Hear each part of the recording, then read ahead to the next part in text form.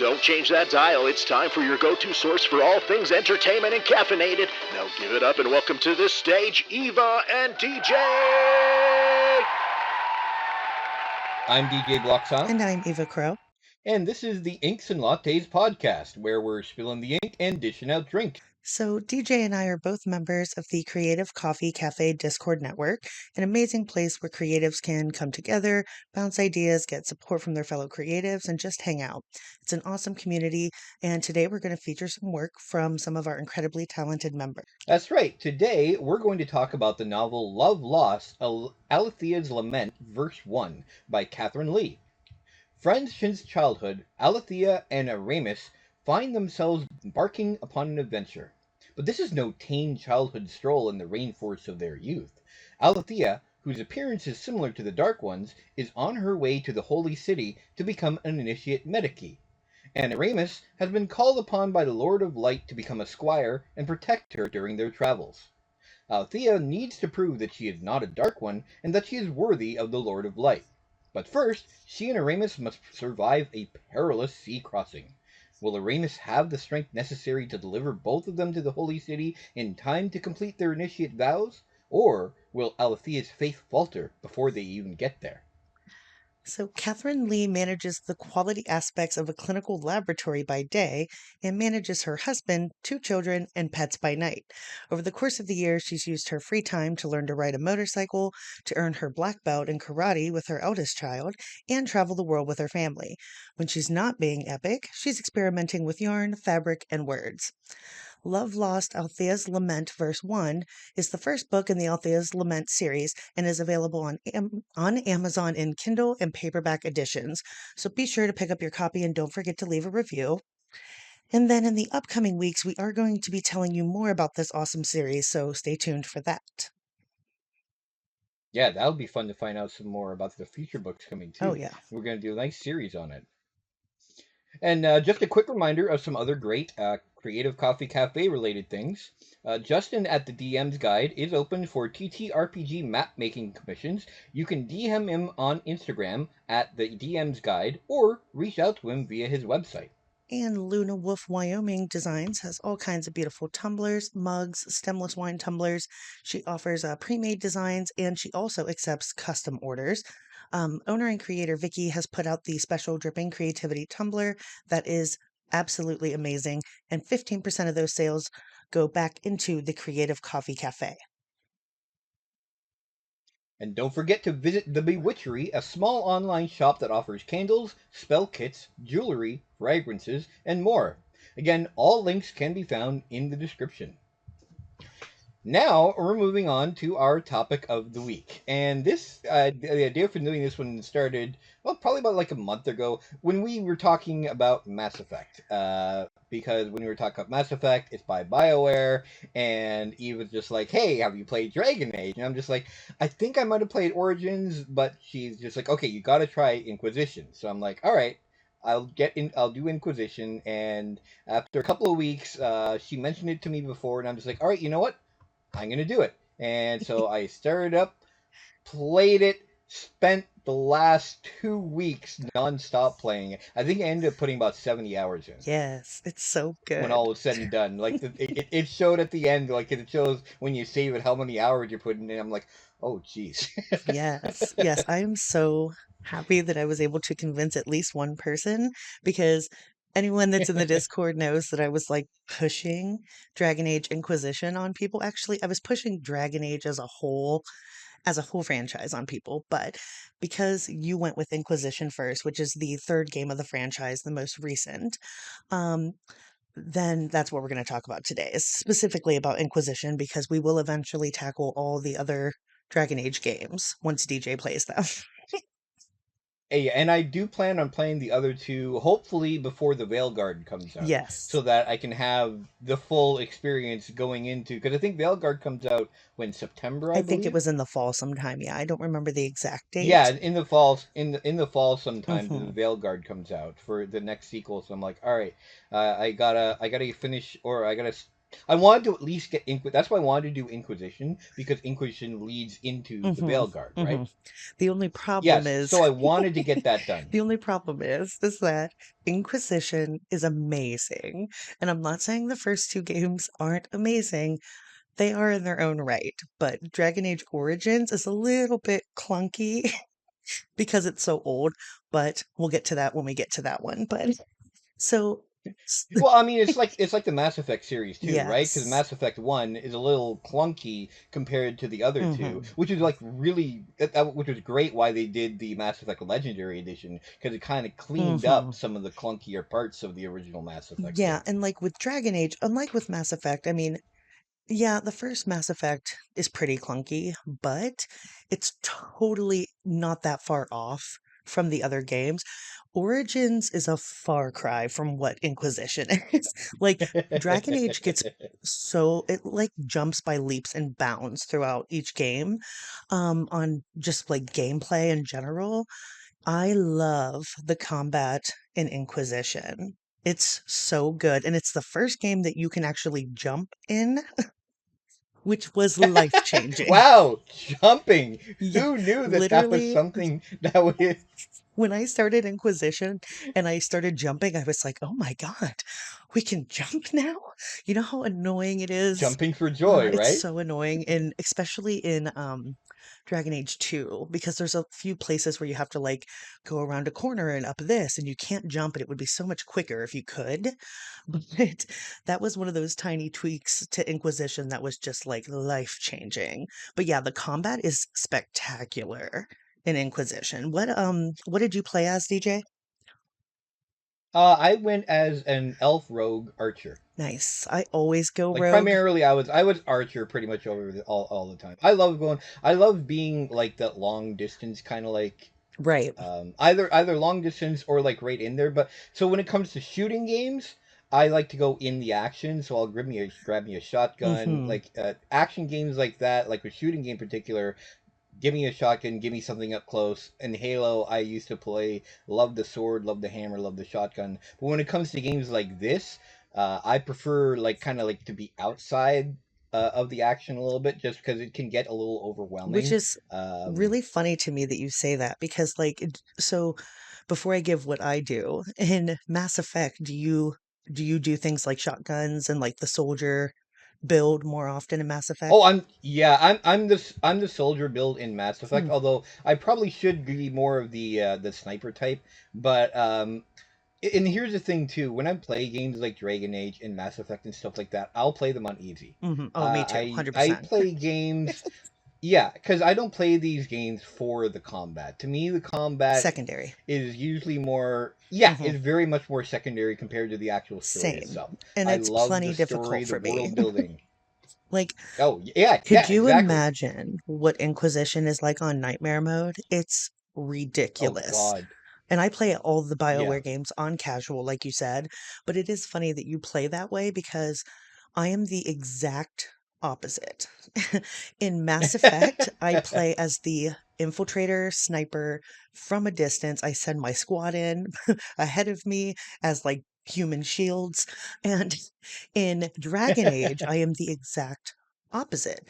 In Dragon Age, I go in metaphorical guns ablazing, like I am a dual dagger rogue all the time in Dragon Age. I've played the other ones.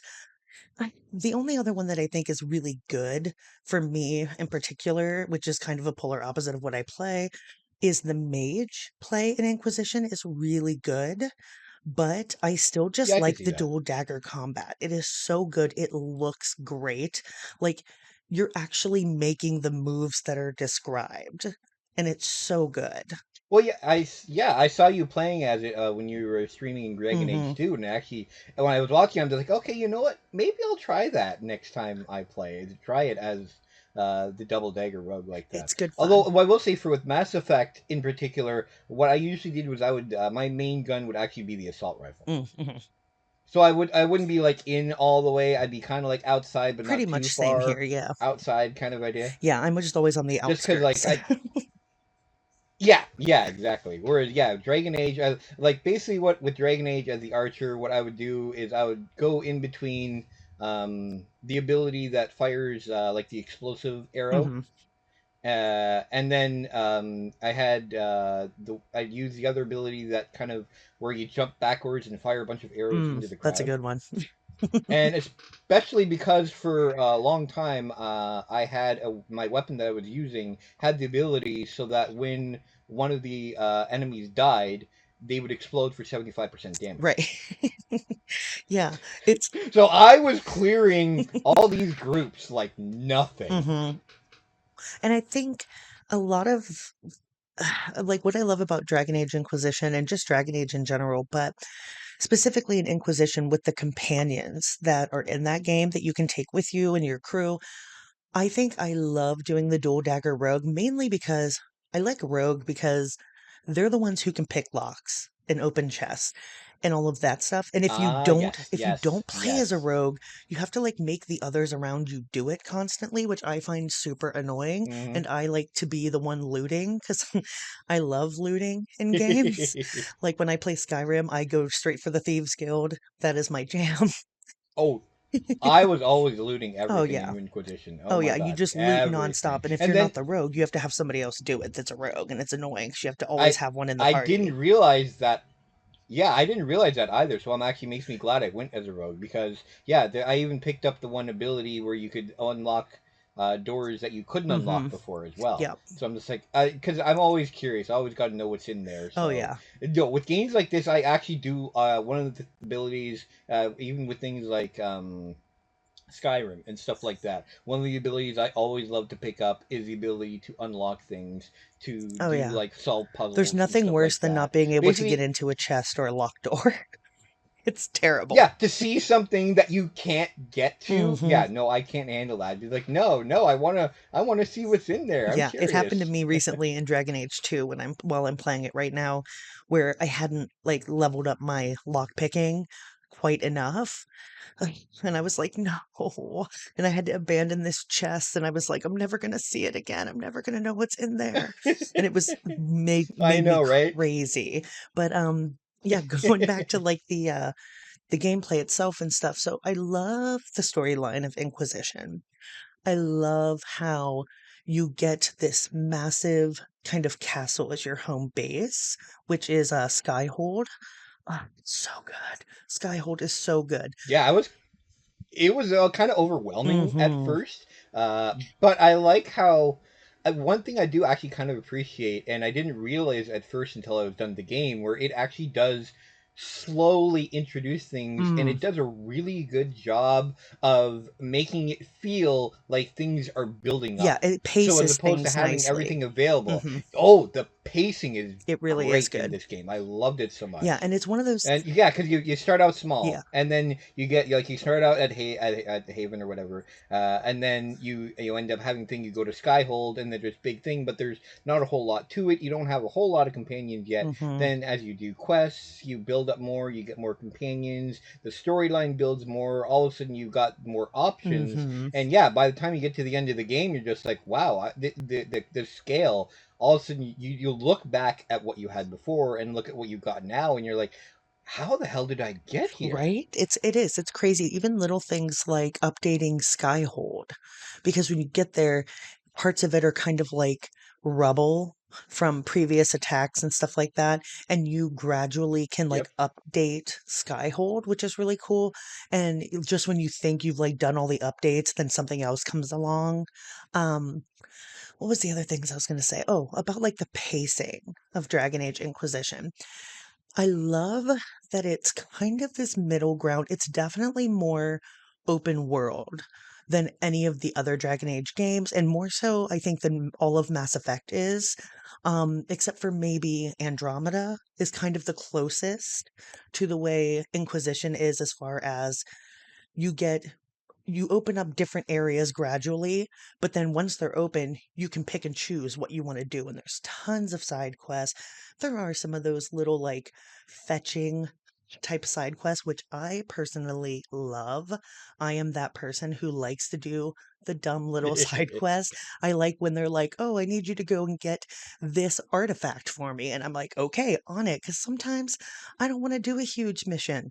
Sometimes I want to go in and I want to knock out a bunch of little things and make little bits of progress. So I actually love that about Inquisition because it's the only three of the Dragon Age games that is really that open world, but it still has that kind of linear feel that leads you to where it's not totally open world like The Witcher or Skyrim. Yeah, actually, one thing I was going to mention too that I really appreciate about Dragon Age Inquisition is that you're right. Like it's open world, but the way they have like the mountains and the hills and everything, it's still it's linear in where you get to. But I think one of my favorite aspects of it is to see on your map where there's something that you can access, Hmm. and you can even see it almost like where it is on the mountain, Yeah. but you have to figure out Hmm. how to get The there. mapping is excellent in Inquisition. It's the Oh, best out of all three games easily. The mapping in the first one is garbage. The one in Dragon Age 2 is kind of a middle ground where like sometimes you get half a map until you like explore more, which you get a little bit of that in Inquisition, but overall the mapping is really, really good. yeah, oh yeah, and it does like it's got that good, like you said, middle ground of being open world and having that open world feeling where you feel like you're an open world, but at the same time, the way they design the world, especially with the mountains, where it's hard to just get, you can't just get anywhere easily. You have to figure out how to get around these mountains and these passes and these rocks and stuff like that, and most of them, where it's leading you in ways, but in a way where it doesn't feel like it's leading you, Right, right. where you discover it for yourself. You have to Yes. discover the path that it takes to get there on your own. Hmm. It's not hand holding you and saying, like, hey, here's the path. It's saying, like, all right, here's your destination. Here's where you are. Figure out how to get Right. there. And 90% of it's not overly difficult. There's a few little like fetching quests that are a little tricky. Like there was one I remember where you're looking for like a supply cache and it's you can see it's Oh, clearly like on a mountain in the hinterlands, but you're like, how the do I get there? I've gone every way and like and then you realize it one day, like you finally find it and it's so satisfying. You're like, God, I've been looking for you forever. But yeah, oh, the shards are oh great for that too, yes. because like you have to find the thing, the little skull thing, in order to make it so you can find. And even that part's kind of like where you're going around. Like, sure, it's simple, but at the same time, it gives you something to Mm-hmm. do and be like, all right, let's look for where they are. Then once you find them, you actually have to figure out how to get there. Yeah. And a lot of them are kind of tricky too, where it's kind of like, all right. How do I get up to that point? And then you look around, you search, you find that one spot that you need to get to in order to get to it, and you're like, oh, okay, that's how. Then you jump up, you Right. figure it out, you get there, like, ah, okay. It's very, like you said, satisfying. Yeah. Um, so we should probably move on to our pick of the week. Um, Yeah, I was just gonna say that. All right. so pick of the week is going to be our favorite Dragon Age Inquisition companions. Um, do you mind if I go first, DJ? No, go ahead. Yeah, I was actually gonna suggest Okay, that. cool. So my pick is the Iron Bull. I love me some Iron Bull. He is voiced by Freddie Prinze Jr., which is excellent, which you would never know it's him, by the way. But If you had not told me, I would not have known. yeah, I literally stumbled across that information and was so shocked because I love what he does in Mass Effect with Vega. And I just love his way that he does Iron Bull. So Iron Bull is a Kunari, which are a race of people in the Dragon Age universe. They have gigantic, like dragon like horns. They're fantastic. They look the best in Inquisition. In my opinion, Bull is like the coolest looking Kunari in the whole franchise. But he is a companion that you end up getting. He's something called a he has a group of people that follow him called Bull's Chargers, and they kind of come and work with you as well in Inquisition, which there's a lot of cool side stuff with them. Um, But I just love Iron Bull. He's my favorite companion. I take him with me everywhere. He's like my tank. He's the equivalent to me of Rex in Mass Effect. He's just a freaking tank. You know what? Yeah, I could see the comparison there, Yeah. actually, really. And that he definitely has that Rex kind of like Mm-hmm.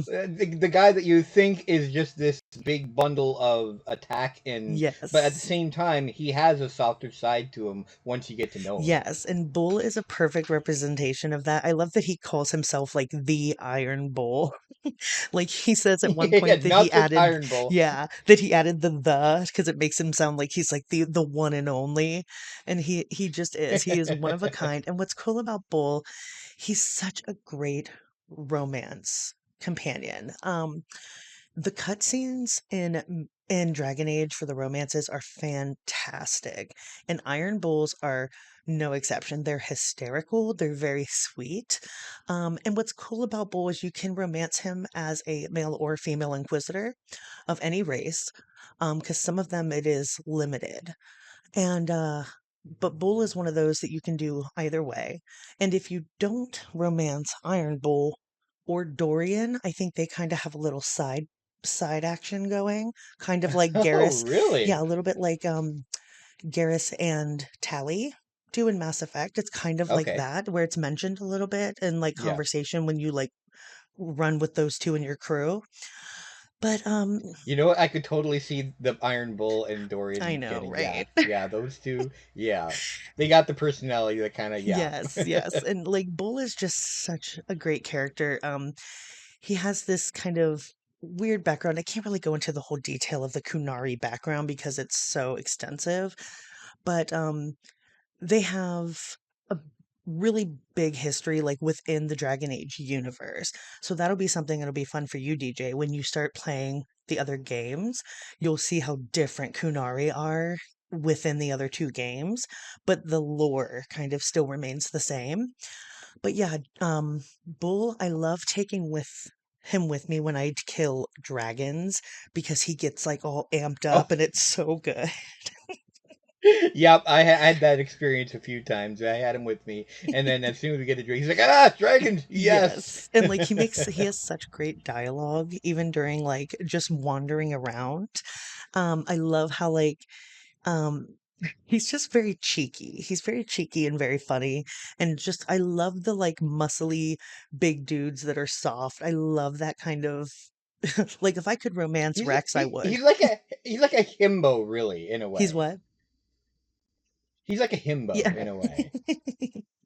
Yeah, he's just a fantastic character. Like, you get such extensive backstory with all of the companions, so it's really hard to choose just one because I love all of them. I love Dorian. I love all of them, honestly. But there's just something Yeah, special about honestly, they Bull. all have.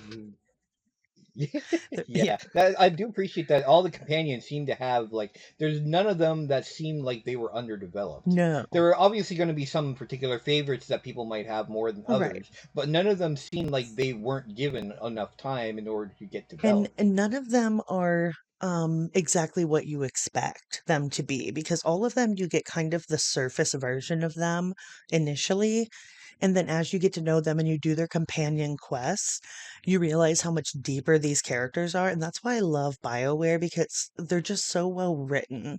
And like the companions in Dragon Age Inquisition in particular, they're good in all three games. But in Inquisition, they're really beautifully drawn. Like they all have so many layers. And Iron Bull looks like one thing. He looks like this massive muscle type dude that's just there to fuck shit up, which he is. He is that guy. But he's also very, very sweet. And he's very like loving and soft when you romance him. And it is so good. So that's my choice for my pick. But who was your choice? All right. Well, going into like the person that you think that ends up being different necessarily than you think. My choice is Cassandra, Hmm. Cassandra Pentegas, and at first, like it's funny because I actually ended up romancing Josephine, Hmm.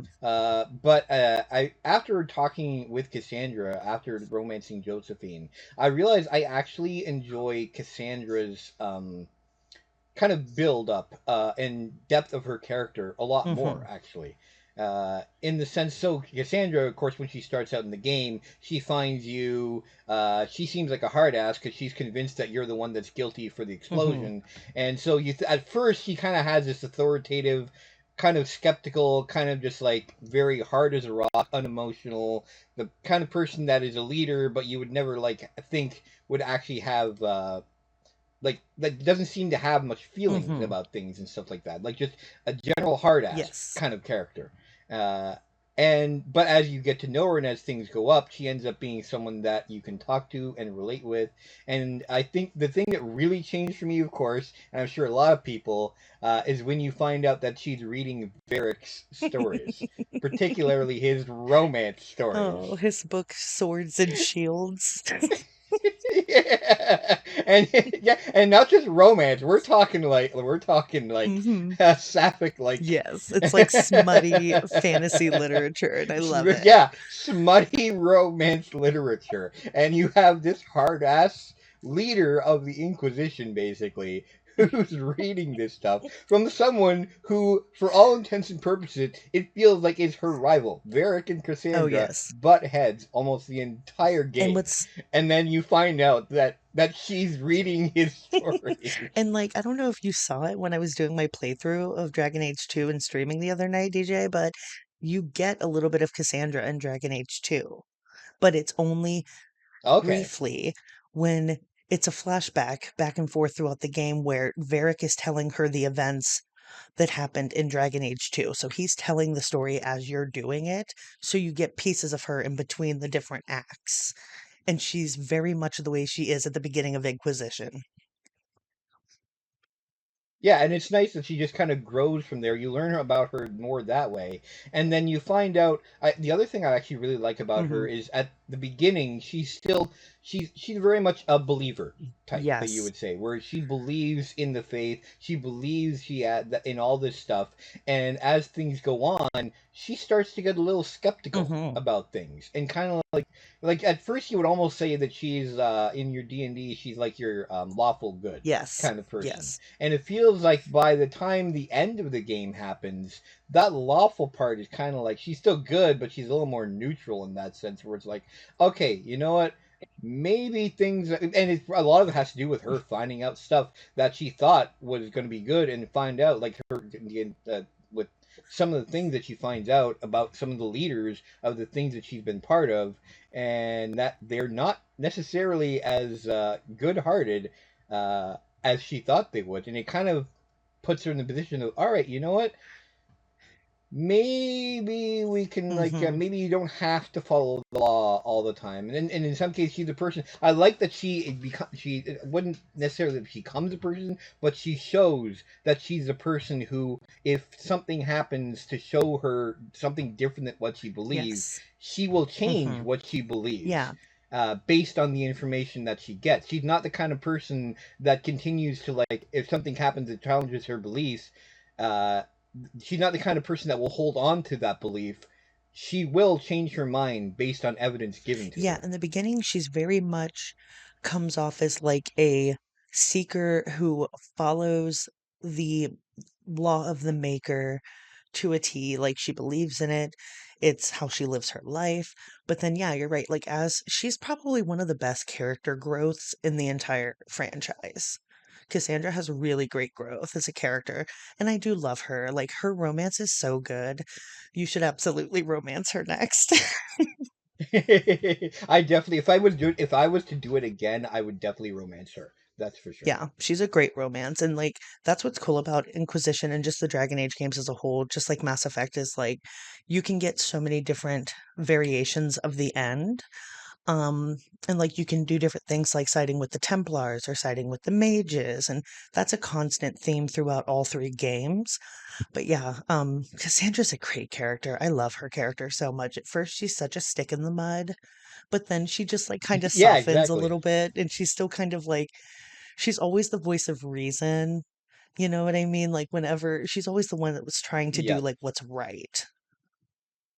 yeah, And then there's Bull and that's that's what like the guides her. I like opposite. that. That's I think I like that, and that's to me that I think I like her because I feel that I relate to her in that way where like I want to do what's right, but what's right might not necessarily be what the law says, and there can be different ways Right. of like, all right, yeah, sure, this might have seemed like it was the right way, but in some cases you might have to do something where on the outside it might not look right, but it leads to the end that you need to get. Right. 100%.